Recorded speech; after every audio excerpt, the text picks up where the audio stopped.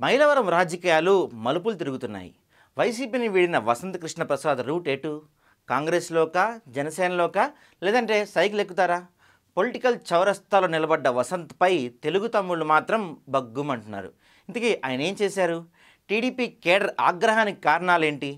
కృష్ణా జిల్లా మైలవరం నుంచి వసంత కృష్ణ ప్రసాద్ 2019లో వైసీపీ తరఫున పోటీ చేసి ఎమ్మెల్యేగా గెలిచారు. మరికొన్ని రోజుల్లో ఏపీ అసెంబ్లీ ఎన్నికలు దగ్గర పడడంతో సీఎం జగన్ మైలవరం ఇన్ఛార్జ్ బాధ్యతలు మరొకరికి అప్పగించారు. దీంతో వసంత్ వైసీపీని విడారు. ఇప్పుడు ఆయన ఏ పార్టీలో చేరతారన్నదే ఇక్కడ ఇంట్రెస్టింగ్గా మారింది.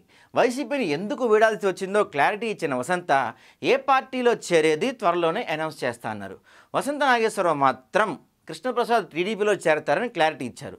నందిగామ జనసేన ఇన్ఛార్జితో జరిగిన భేటీలో ఆయన ఈ వ్యాఖ్యలు చేశారు. దీంతో తండ్రి కొడుకుల వాదనలు భిన్నంగా ఉన్నాయి. ఈ క్రమంలో మైలవరం తెలుగు తమ్ముళ్ళు సమావేశమయ్యారు. వసంత టీడీపీలో ఎలా వస్తారని ప్రశ్నించారు. అసలు టీడీపీ నుంచి ఎవరు ఆహ్వానించారో చెప్పాలని డిమాండ్ చేశారు. 400 మంది టీడీపీ కార్యకర్తలపై కేసులు పెట్టించిన వసంత ఎలా సైకిల్ ఎక్కుతారని నిలదీశారు. డబ్బుతో ఎవరినైనా కొనొచ్చు, టీడీపీ కార్యకర్తల్ని మాత్రం కొనలేరని స్పష్టం చేశారు. మరోవైపు వసంతకు టీడీపీ, జనసేన, కాంగ్రెస్ నుంచి ఆహ్వానాలు అందాయా? టీడీపీలో చేరతారన్న నాగేశ్వరరావు మాటలో నిజమెంత?